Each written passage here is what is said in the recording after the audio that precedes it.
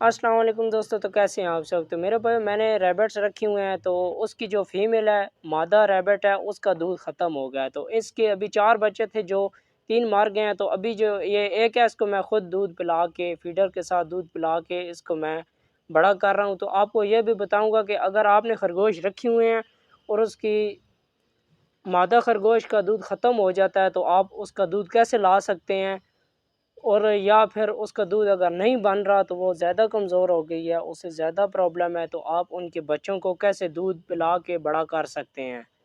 तो ये आप देख सकते हैं कि ये अभी बहुत छोटा सा खरगोश है। आपको मैं नज़दीक करके भी दिखाता हूँ, और इसको मैं आपको पहले ये बताता हूँ कि मैं इसको दूध किस चीज़ से पिला रहा हूँ। तो ये जो आप फीडर देख रहे हैं, ये जो बच्चों को, छोटे बच्चों को जिससे दूध पिलाते हैं, ये वो वाला फीडर है।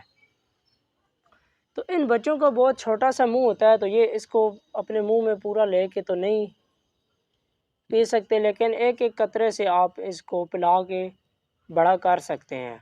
तो अभी नज़दीक आते हैं, आपको नज़दीक से ये बच्चा भी दिखाते हैं और इसको मैं दूध कैसे पिलाता हूँ ये भी दिखाते हैं। तो ये देखिए मेरे भाइयों, कितना छोटा सा है और बहुत प्यारा है, लेकिन अभी इसकी जो मदर है उसका दूध ख़त्म हो गया है। तो इसको अभी मैं ऐसे दूध पिलाता हूँ। और इसका एक और थोड़ा सा ये है कि ये मुंह में से नहीं ले सकता, क्योंकि ये बहुत ही बड़ा है। ऐसे थोड़ा थोड़ा इसको पिलाना पड़ता है, और इसके ज़्यादा अगर यहाँ डाल दो तो इसके नाक में जाना शुरू कर देता है दूध।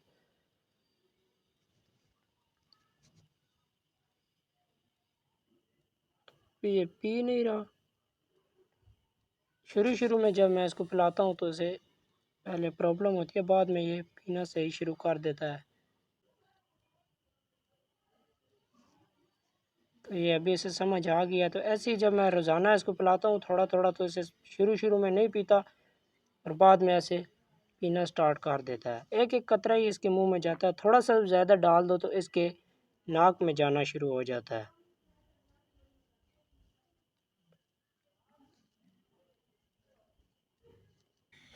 तो मेरे दोस्तों, हमारे पास इस तरह के 4 बच्चे थे इसके, और भी इसके साथ के, लेकिन वो उनको नहीं बचा पाए क्योंकि इनकी जो मदर है उनका दूध ख़त्म हो गया, और इसलिए हम ये एक ही बच गए और दूसरे उनको हम नहीं बचा सके। तो ये देख सकते हैं आप अभी कितना भूखे और किस तरह दूध पी रहे। तो इन बच्चों को हम रोज़ाना दूध देते हैं, और ये इस तरह के 4 बच्चे थे जिनमें से 3 मर गए हैं। उनको भी हम इसी तरह रोज़ाना 3 टाइम देते थे दूध, लेकिन हम उनको नहीं बचा सके। तो ये एक है, तो हमारी पूरी कोशिश होगी कि इसको बचा लें। अभी ये देखिए कितना भूखा है, किस तरह दूध पी रहे। इसको पहले तो इतनी जल्दी समझ नहीं आती, क्योंकि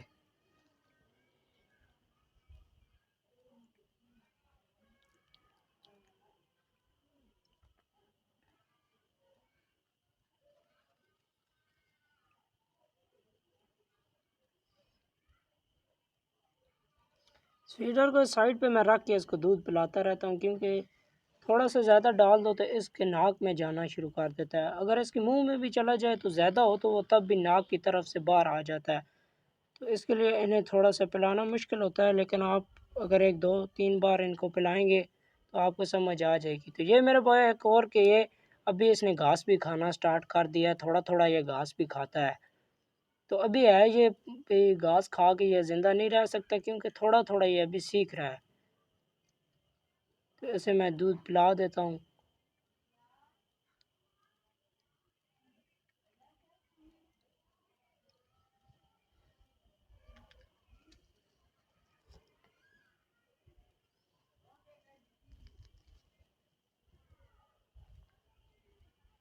तो अभी मुझे लगता है मेरे भाई इसने और नहीं पीना, क्योंकि अभी मस्ती कर रहा है। इसको थोड़ा सा पिला देते हैं।